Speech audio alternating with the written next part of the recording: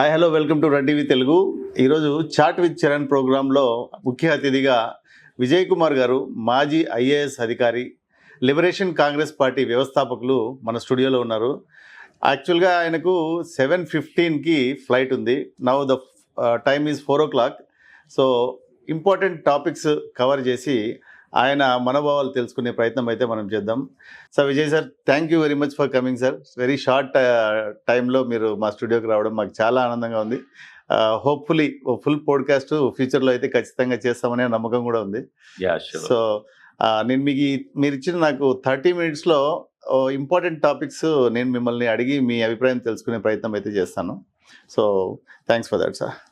So sir, రాజకీయాలులోకి enter కాకముందు మీరు ఒక ఐఏఎస్ అధికారి, ఐఏఎస్ కలెక్టర్ పదవిని త్యజించి వదిలేసి రాజకీయాల్లోకి వచ్చిన తర్వాత ఎందుకైనా వచ్చినాను అనే ఫీలింగ్ ఉందా, లేకపోతే ఆ నిర్ణయానికి ఇప్పుడు కూడా గర్వంగానే ఫీల్ అవుతున్నారా? ఎందుకు వచ్చానని ఫీల్ అవడం లేదు. ఎందుకనంటే conscious డెసిషనే. Okay.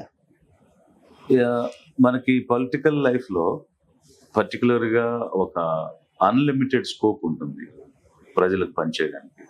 Because decision making, law making, policy making అన్నీ కూడా మనకి అసెంబ్లీ, ఎగ్జిక్యూటివ్, లెజిస్లేచర్, ఎగ్జిక్యూటివ్లోనే ఉన్నాయి. అందువల్ల అది కాన్షియస్గా తీసుకున్న డెసిషనే. అయితే అది చేస్తున్న క్రమంలో ఇబ్బందులు పడుతున్నాం, కష్టం అయితే పడుతున్నాం. జనాన్ని చేరుకోవడం, జనం యొక్క మద్దతు తీసుకోవడంలో. Okay sir, what exactly Ambedkarism sir? మాకైతే అంబేద్కర్ గారు రిజర్వేషన్లు తెచ్చారు అని మాత్రమే మాకు పరిచయం అంబేద్కర్ గారు. కానీ what exactly Ambedkarism? It's a vast subject, I know that sir, but you can tell us. అంటే ఒకటి రెండు వర్డ్స్లో మనం చెప్పలేం, కానీ but it has flown from different concepts. Actually French రెవల్యూషన్లో లిబర్టీ, ఈక్వాలిటీ, ఫ్రెటర్నిటీ అని ఒక స్లోగన్ ఉంది. ఓకే. అయితే అక్కడ ఫేమస్ అయింది. బట్ వాట్ హీ సేస్, నేను దాన్ని తీసుకున్నాను not from French revolution but from Gautam Buddha. Because స్వేచ్ఛ, సమానత్వం, సౌభ్రతత్వం అన్నదాన్ని బుద్ధిజం తెచ్చింది. సో దాని నుంచి నేను తీసుకున్నాను. ఎస్పెషల్లీ హ్యూమన్ రైట్స్ అంటే ఈ అప్రెస్డ్ కమ్యూనిటీస్కి సంబంధించి థౌజండ్స్ ఆఫ్ ఇయర్స్ ఎలాంటి ఆపర్చునిటీస్ లేకుండా ఉన్న క్రమంలో Mahatma Phule he advocated for education of the Shudras and untouchables. అక్కడ నాలెడ్జ్ అనేది ఇవ్వాలి. నాలెడ్జ్ ద్వారా అవేర్నెస్ ద్వారా they will understand what they lost.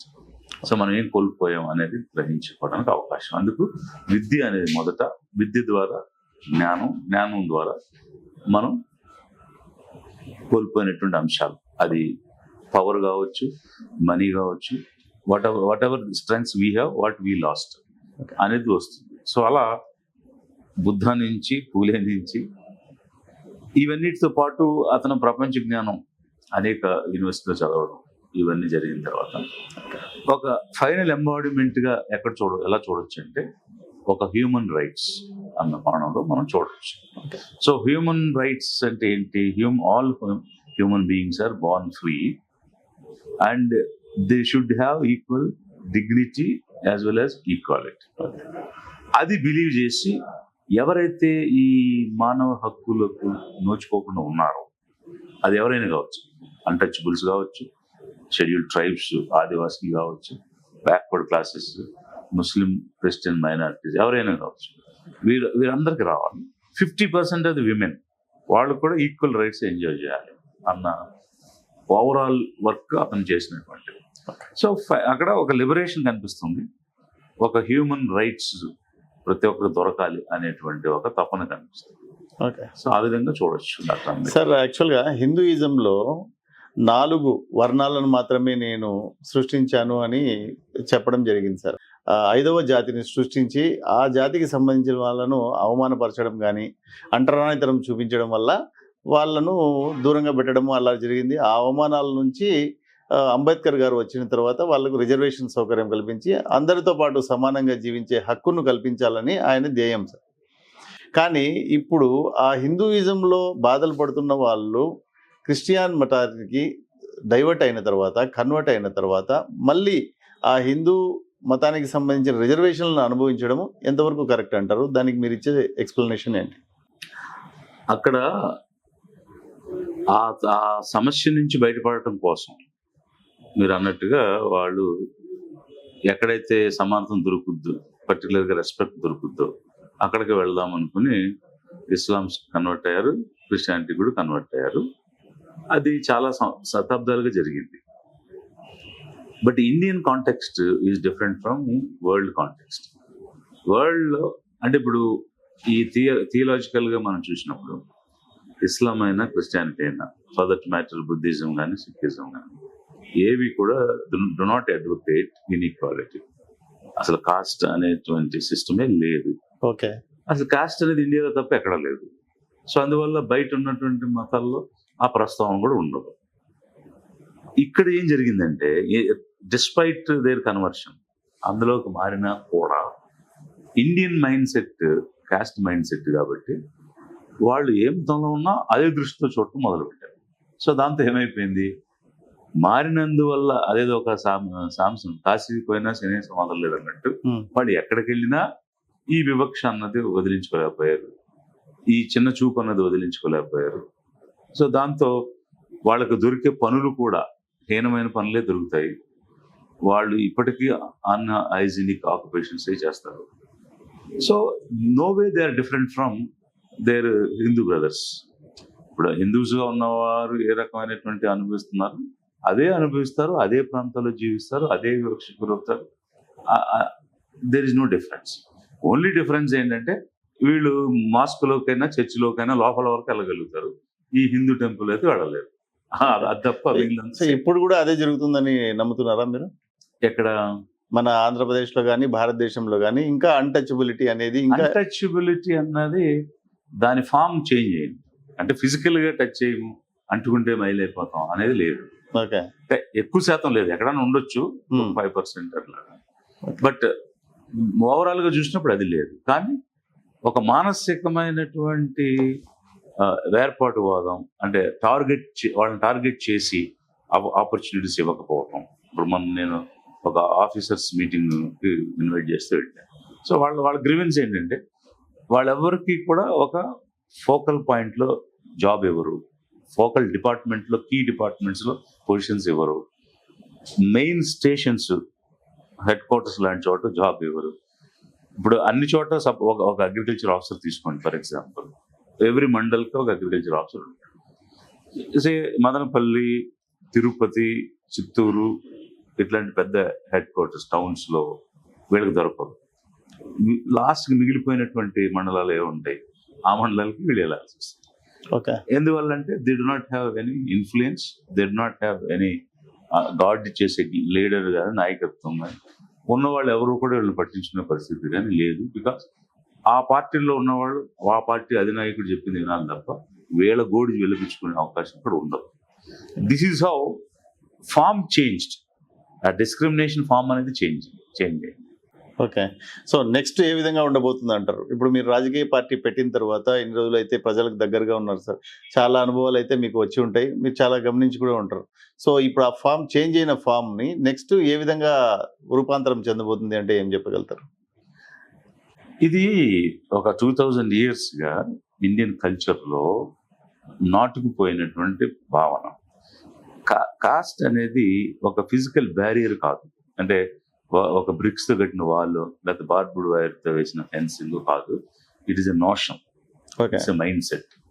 So notion mind set అన్నది కల్చరల్ గా జనరేషన్ టు జనరేషన్ తెలియకుండానే వచ్చింది. అంటే చిన్న ఉదాహరణ చెప్పాలంటే, మనం ఎవరు దెయ్యం చూడలే. పిల్లలు బయటకు వెళ్తుంటే చీకట్లో వెళ్ళకు, అక్కడ దెయ్యం ఉంటుంది అని చెప్తే చీకట్లో దెయ్యం ఉంటుందేమో అనేది మనం అనుకోవడం తప్ప మనం ఎవరూ చూడలేం, మనకు చెప్పిన తల్లిదండ్రులు కూడా చూడలేం. అలా జనరేషన్ తో జనరేషన్కి ఇలాంటి ఆలోచనలన్నీ తెలియకుండా నేర్పిస్తాం మనం. ఆ తెలియకుండా నేర్పించే క్రమంలో పలానా వాళ్ళకి దూరంగా ఉండాలి, లేకపోతే పలానా వాళ్ళు తక్కువ వాళ్ళతో మనం కలిసి జీవించకూడదు, లేకపోతే వాళ్ళని మనం సమానంగా చూడకూడదు అన్నవి ఆ కల్చర్లో తెలియకుండా వస్తూ ఉంటాయి. ఇప్పుడు కొంతమంది చెప్తారు, నాకు సమ్ ఫ్రెండ్స్ ఐ హ్యావ్, వాళ్ళు ఏమంటారంటే ఇట్లా ఒక మ్యారేజ్ అలయన్స్ చూడాలి Vijay. So any cost is okay except SC ST అని చెప్తారు. సో అంటే కొంత ఎవల్యూషన్ వచ్చింది. ఎలాంటి ఎవల్యూషన్ వచ్చింది? ఇప్పుడు బ్రాహ్మణ్, వైశ్య, క్షత్రియ, వైశ్య 3 కమ్యూనిటీస్, 3 వర్ణాస్, 4వ వర్ణం శూద్ర. ఈ శూద్ర ఇందాక మీరు అన్నట్టు అది కాకుండా ట్రైబ్స్, అన్టచబుల్స్, ఇంకొక 2 భాగాలు. ఈ అమాంగ్ ది శూద్రాస్ అంటే కమ్మ, రెడ్డి, కాపు, ఇలా so many people are there కదా. అక్కడ ఒక ఆలోచన, కమ్మ రెడ్డి చేసుకోవచ్చు, రెడ్డి కాపు చేసుకోవచ్చు, కాపు యాదవ్ చేసుకోవచ్చు, యాదవ్ అట్లా ఒక ఎవల్యూషన్ అనేది వస్తుంది. ఆ ప్రాసెస్ లో బేస్ క్లాసిఫికేషన్ గా ఎవరైనా పర్లేదు ఎక్సెప్ట్ ఇది అని ఓపెన్ గా చెప్తున్నారు. అంటే ఎవల్యూషన్ లో కొంచెం మార్పు అనేది వస్తుంది. కొంతకాలం తర్వాత ఉండకపోవచ్చు, ఎనీబడి ఈజ్ ఓకే అనే స్థాయికి వస్తారేమో అనేటువంటి ఆపర్చునిజం అనేది ఉంది, క్రియేట్ అవుతుంది. ఓకే సార్, మీరు పార్టీ పెట్టిన తర్వాత, ప్రజలతో కలిసి నడవడం మొదలు పెట్టిన తర్వాత ఎటువంటి సమస్యలు ఎక్కువగా మీరు చూడడం జరిగింది సార్ ప్రజల దగ్గర నుంచి? నేను 2729 కిలోమీటర్లు పాదయాత్ర చేశాను. యాక్చువల్గా 2 phases చేయాలని అనుకున్నాము. ఫస్ట్ ఫేజ్ చేసాం, ఈలోపు ఎలక్షన్ వచ్చింది, ఆపాము. సెకండ్ ఫేజ్ ఇప్పుడు చేస్తాం 2027 అట్లా. అప్పుడు కోస్టల్ ఏరియా చూశాను నేను. ఒక రాయలసీమ చేయాలి, నేను ఉత్తరాంధ్ర కూడా చేయాలి. అంటే మనం ఆంధ్రప్రదేశ్ బాగా డెవలప్ అయిన స్టేట్ అని అనుకుంటాము, బట్ రియాలిటీలోకి వెళ్ళి చూస్తే ఇప్పటికీ కూడా మినిమం బేసిక్ నీడ్స్ ఫుల్ఫిల్ కానటువంటి అనేక మంది పాపులేషన్ ఉన్నారు. అంటే కమ్యూనిటీ వైజ్ చెప్పాలంటే యానాది కమ్యూనిటీ ఉంది. నేను తడ నుంచి స్టార్ట్ చేశాను, ఫస్ట్ విలేజ్ అదే. వాళ్ళకి నివసించడానికి ఇల్లు లేదు. When I went to their colony, ఆ ఇంటి లోపల యానిమల్స్ కూడా ఉన్నాయి, క్యాట్స్ ఉన్నాయి, డాగ్స్ ఉన్నాయి. నైట్ మరి ఇలా ఉన్నాయి, నైట్ ఇలా ఏదంటే స్నేక్స్ కూడా వస్తాయి సార్. ఓకే, అది ఇంకా హౌస్లెస్ పీపుల్. మ్యారేజ్ అయింది, ఇల్లు లేదు, ఒకటే గది, 3-4 జంటలు కాపురం చేస్తారు. మరి మీరు కొత్తగా పెళ్లి అయిన వాళ్ళు అందరూ ఒకే గదిలో ఎట్లా ఉంటారని అడిగాడు. అడిగితే ఒక జంట లోన్ ఉంటే మిగిలిన అందరూ బయట పడుకోవాలని చెప్పి, అది కూడా ఓపెన్ గా పబ్లిక్ లో అందరూ గ్రామంలో అందరూ నిలబడి మాట్లాడుతున్నప్పుడు చెప్పారు. సో అంటే బేసిక్ నీడ్ ఏంటి? Food, shelter and clothing. Food, shelter and క్లోదింగే ఇప్పటికీ ఇంకా మనం అందరికీ ఇవ్వలేకపోయాం. 8 years అయింది మనకి ఇండిపెండెన్స్ వచ్చి, మన సొంత ప్రభుత్వం ఏర్పడి. సో అసలు అక్కడ that was the triggering factor for me. అంటే ఇప్పుడున్న రాజకీయ పార్టీలు ఫెయిల్ అయినాయి. కొన్ని మంచి పనులు చేసి ఉండొచ్చు, ప్రతి పార్టీ చెడ్డది, అన్ని చెడ్డ పనులు చేశారని మనం చెప్పలేం. ఎవ్రీబడి ఏదో చేద్దామని వస్తారు, ఆ క్రమంలో కొన్ని చేసి కొన్ని సొంతానికి చేసుకుంటారు. అంటే ఎక్కువ సొంతానికి తక్కువ జనానికి చేసే పరిస్థితులు వచ్చినాయి ఈ రోజుల్లో. ఆ క్రమంలో కొన్ని జరిగాయి. I can't say there is no development is there, but it didn't reach to every nook and corner of the state or country. So ఎవరికి చెందాలో, ఎవరికి చేరాలో వాళ్ళ వరకు రాలేదు. అది రావాలి అని అంటే ఆ ఫోకస్డ్ గా పనిచేసే వాళ్ళు రావాలి. అలాంటి రాజకీయ పార్టీ ఉండాలి. సార్, మీరు పార్టీ ఎస్టాబ్లిష్ చేసిన తర్వాత మీ నినాదం అయితే డెఫినెట్ గా ఎస్సీ ఎస్టీ సామాజిక వర్గానికి, బీసీ సామాజిక వర్గానికి రాజ్యాధికారం అనే నినాదంతో కానీ వాళ్ళ బాగోగులు చూసే పార్టీగా మీరు ముందుకు రావడం జరిగింది. సో వాళ్ళు ఎక్కువ శాతం సంఖ్యాబలంలో ఎక్కువ ఉన్నారని చెప్పి వాళ్ళని టార్గెట్ చేస్తున్నారా మిగతా వాళ్ళ పార్టీల లాగా, లేకపోతే ఖచ్చితంగా మీకు ఒక ఖచ్చితమైన ప్రణాళిక అనేది ఏమైనా ఉందా? ఖచ్చితమైన ప్రణాళిక ఉంది. టార్గెట్ చేయడంలో మేము కాస్ట్ వైజ్ టార్గెట్ చేయడం లేదు. Okay, we say common and poor people.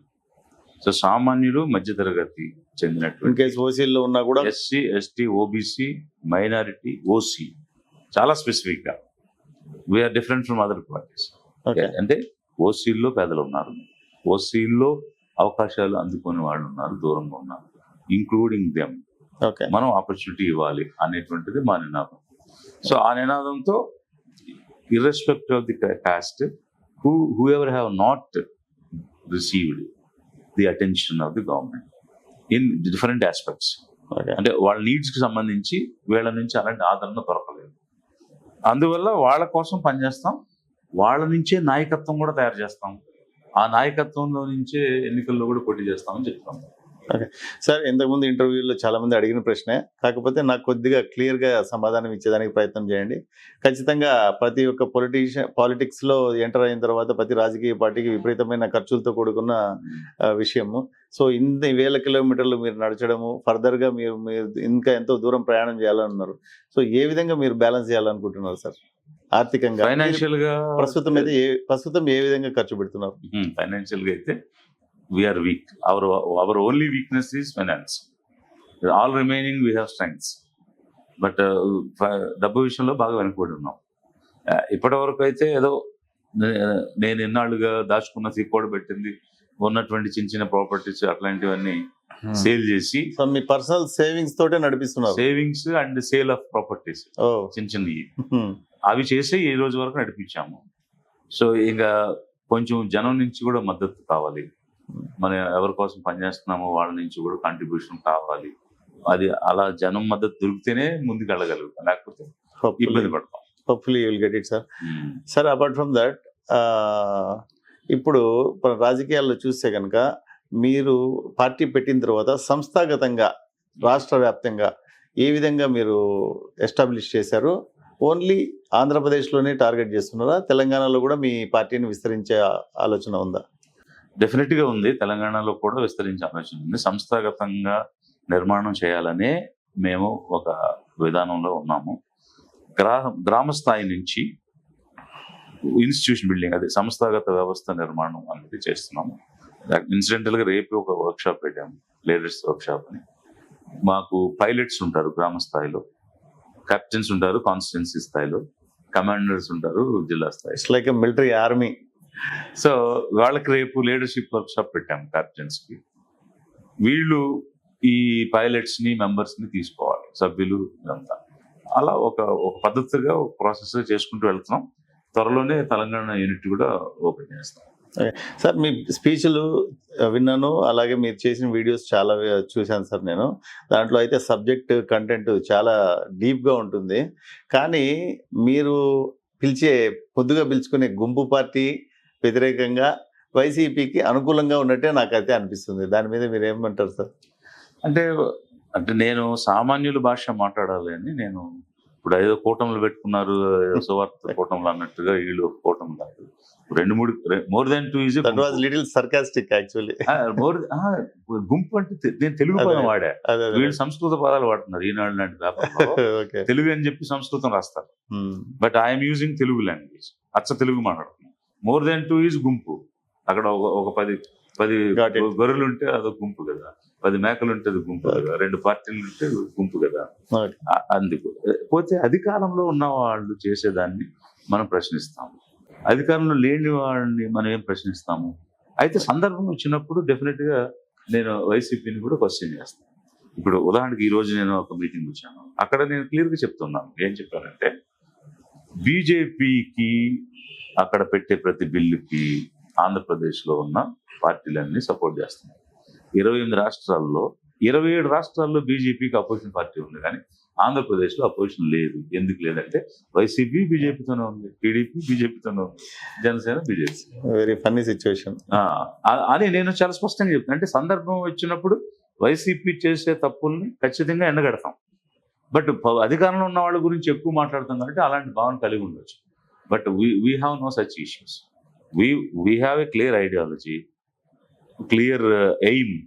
అధికారంలోకి రావాలనే ఆలోచనతో మేము వచ్చాము. Why should I support YCP or somebody?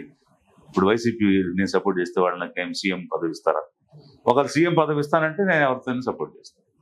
Because I want to become CM and I'm running the party.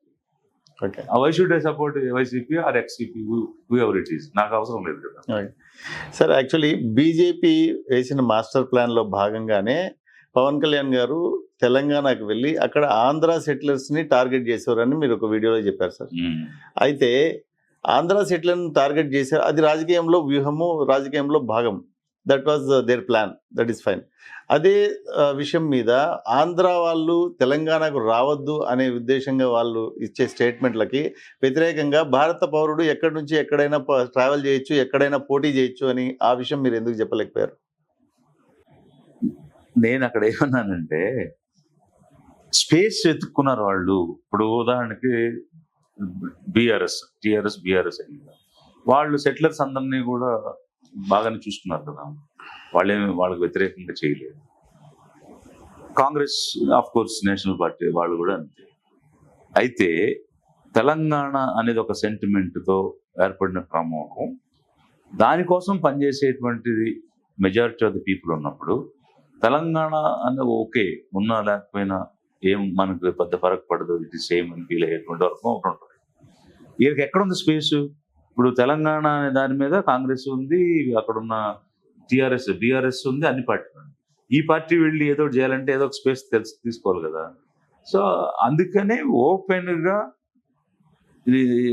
మీ జాగిరా మేము రానివ్వరా అని అనడంలో ఉద్దేశం ఏంటంటే అట్లీస్ట్ ఆ వర్గాన్ని అయినా మనం క్యాప్చర్ చేద్దామని, అక్కడి నుంచి మొదలు పెడదామని వీళ్ళతో చేశారని నేను అన్నాను. But fundamental rights Indian constitution ప్రకారం anywhere you can settle, anywhere you can work. చెప్పాల్సిన అవసరం ఏముంది అందులో, అందరికి తెలిసిందే. Okay sir, fine sir. Liberation Congress party lime లైట్లోకి రావడానికి మీరు పవన్ కళ్యాణ్ గారిని టార్గెట్ చేశారని, హరిహర వీరమల్లు సినిమా ఆయన స్వప్రయోజనాల కోసం తన అధికారాన్ని వాడుకున్నారని హైకోర్టులో పిల్ వేయడం జరిగింది. సో అది ఓన్లీ మీ పార్టీని లైమ్ లైట్లోకి తీసుకురావడానికి మాత్రమే ఈ పని చేశారు అని అంటే దానికి మీ సమాధానం సార్? అంటే అది మాత్రమే ఎంచుకుంటే లైమ్ లైట్లో వస్తుందా? వేరే విధంగా పనిచేస్తే లైమ్ లైట్ అంటే పవన్ కళ్యాణ్ గారిని టార్గెట్ చేస్తే ఎక్కువ డిస్కషన్స్ జరుగుతాయి సోషల్ మీడియాలో కానీ యూట్యూబ్లో కానీ అని అనే వాళ్ళకి మీరు ఇచ్చే సమాధానం? సరే, వీళ్ళు ఇంకెవరైనా కామెంట్ చేసేవాళ్ళు, లేకపోతే వైసీపీ సైడ్ లేకపోతే పేమెంట్ అనో ఇట్లా అనేక కామెంట్ చేసేవాళ్ళు అందరికీ నా క్వశ్చన్ ఏంటంటే, నేను లేవనెత్తినటువంటి ప్రశ్న, నేను తీసుకున్న సమస్య మీద మీకు నాలెడ్జ్ ఉంటే, దానిలో ఏమైనా మీకు ఇంట్రో ఉంటే అది సమాధానం చెప్పాలి ఫస్ట్. నేను అడిగే క్వశ్చన్కి సమాధానం చెప్పే దమ్ము లేదు, జ్ఞానం కూడా లేదు. వాళ్ళంతా 4th క్లాస్ స్టూడెంట్స్ లాగా అజ్ఞానంలో అడిగినది వదిలేసి చుట్టూ ఉన్నటువంటి బీటింగ్ అరౌండ్ ద బుష్ మాట్లాడుతూ ఉన్నారు. నేను లేవనెత్తింది ఏంటంటే, there is a code of conduct. ఒక ఎంప్లాయీకి కోడ్ ఆఫ్ కాండక్ట్ ఉన్నట్టు ఒక మినిస్టర్ కూడా కోడ్ ఆఫ్ కాండక్ట్ ఉంది. అది ఏమిటి అని అంటే, if you're a managing director of your company, when you take oath you have to relinquish that post. Managing director అనేది రిజైన్ చేసి అప్పుడు ఇక్కడ మంత్రిగా ఓత్ తీసుకోవాలి. అంటే ఎలాంటి కమర్షియల్ యాక్టివిటీ చేయకూడదు అని కోడ్ ఉంది. సురేష్ గోపి అతను కూడా సినిమా యాక్టర్, అతను మినిస్టర్ అయ్యాడు కేరళ. అతను ఏం చెప్పాడు, నాకు మంత్రి పదవి తీసేయండి, ఎందుకంటే నేను సినిమాలు చేసుకుంటే నాకు డబ్బులు వస్తాయని చెప్పాడు. నాకు ఆదాయం సరిపోవట్లేదు అంటే మరి అతనుకున్న మొరాలిటీ, కామన్ సెన్స్ ఈ పవన్ కళ్యాణ్ కూడా ఉండాలి కదా. ఇతను మంత్రిగా ఉండి నేను సినిమాలు చేసుకుంటాను, కమర్షియల్గా డబ్బు సంపాదిస్తాను అంటే ఎలా? రెండోది, అతను చేసిన సినిమాకి అతనికి ఇచ్చిన అధికారాన్ని దుర్వినియోగం చేసి టికెట్లు పెంచడం ఏంటి? పవర్ ఉంది, మిస్యూజ్ ఆఫ్ పవర్ కదా అది. ఈరోజు జయలలితను ఎందుకు పెట్టారు, జగన్మోహన్ రెడ్డిని ఎందుకు పెట్టారు, ఇంకో వాళ్ళందరూ వీళ్ళందరూ ఎందుకు పెట్టారు? అధికారంలో ఉండి దుర్వినియోగం చేశారని. సిమిలర్గా నువ్వు అధికారంలో ఉండి దుర్వినియోగం చేస్తున్నావు కాబట్టి అది దాని మీద ఎంక్వైరీ చేయండి అని అడిగాను. అంతకుమించి ఇప్పుడు నేను ఎలిగేషన్ రైట్ అని అనలా, ఇది ఎంక్వైరీ చేయమని పిటిషన్ వేసాను అంతే. So subject to correction sir, I think 10 months ముందర మీరు పిటిషన్ వేశారు, ఇప్పుడు దాని స్టేటస్ అంటే అక్కడ డిస్మిస్ అయింది.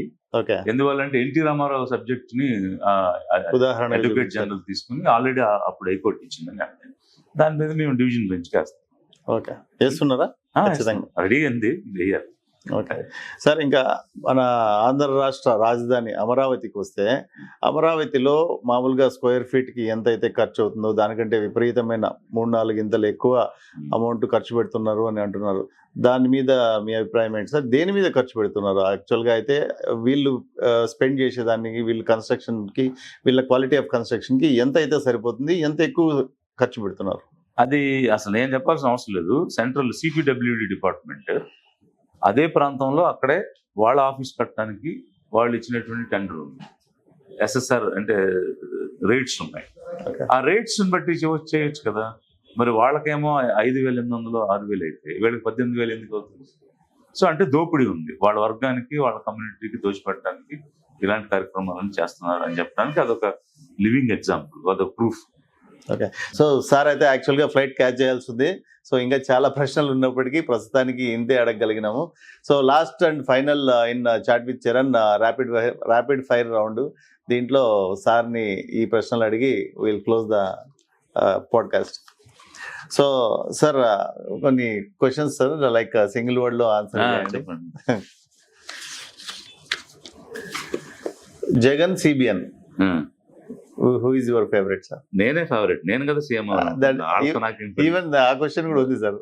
ఉంటే ఉండనే ఉండి. I didn't like both because they failed. Okay. Jagan and Vijay Kumar. Naturally, that's what my choice.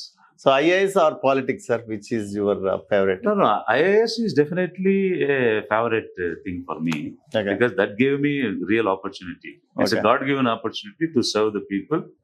నేను పూర్తి స్థాయిలో సర్వీస్ చేసి లక్షల మంది కుటుంబాలు నిలబెట్టి ఒక సాటిస్ఫాక్షన్ తో బయటకు వచ్చాను. Okay. So that way IAS is top, there is no doubt about it. Now I'm taking second opportunity. So still మీరు ఐఏఎస్ కాంటాక్ట్స్ ఉపయోగించి ప్రజలకు ఏమైనా హెల్ప్ చేస్తూ ఉంటారు సార్ ఓవర్ ఫోన్? ఎవరైనా నీడీ పీపుల్ వచ్చి చెప్తే డెఫినెట్ గా చేస్తాను. అందులో పొలిటికల్ కంటెన్షన్ ఏమైనా ఉంటే నేను ముందే చెప్తా. ఓకే. రాజకీయంగా అయితే కాదు, న్యాయంగా ఉంటే చేయమని. Okay sir. Ambedkar or Periyar, Hmm. Which is your favourite person? అంటే ఇక్కడ ఫేవరెట్ అని కాదు, ఇప్పుడు సోషల్ జస్టిస్ అని పెరియార్ పనిచేశారు, హ్యూమన్ రైట్స్ అని అంబేద్కర్ పనిచేశారు. రెండు అవసరమే. Okay. అండ్ వాళ్ళిద్దరు కలిసి భావాలు ఎక్స్చేంజ్ చేసుకున్న పరిస్థితి కూడా ఉంది. Okay. Ambedkar or Buddha, if you what you say sir? Ambedkar is a disciple of Buddha. బుద్ధుడి ధర్మం ఏంటని ఈ ప్రపంచానికి పరిచయం చేసిన వ్యక్తి. Okay. So what is your toughest political moment sir as of now? Toughest అంటే ఇంకా అసలు నేను ఇంకా రియల్ ఎలక్షన్స్ ఫేస్ చేయలేదు కదా. Okay. So let's close the podcast. Sir has to go to the Bangalore to catch the flight. So sir, definitely I need your time again. Definitely we will have a full podcast. If it is in Vijayawada also, we are fine with that. So thanks for coming to our studio, sir. We are అలాగే very much మీ ద్వారా liberation Congress party సామాన్యుల కోసం వచ్చింది, Yeah. పేద మధ్యతరగతి కోసం వచ్చింది, 80 సంవత్సరాలుగా అధికారానికి దూరంగా ఉన్న వాళ్ళ కోసం వచ్చింది. సో వాళ్ళని అధికారంలోకి తీసుకురావాలనేది మా ఆలోచన.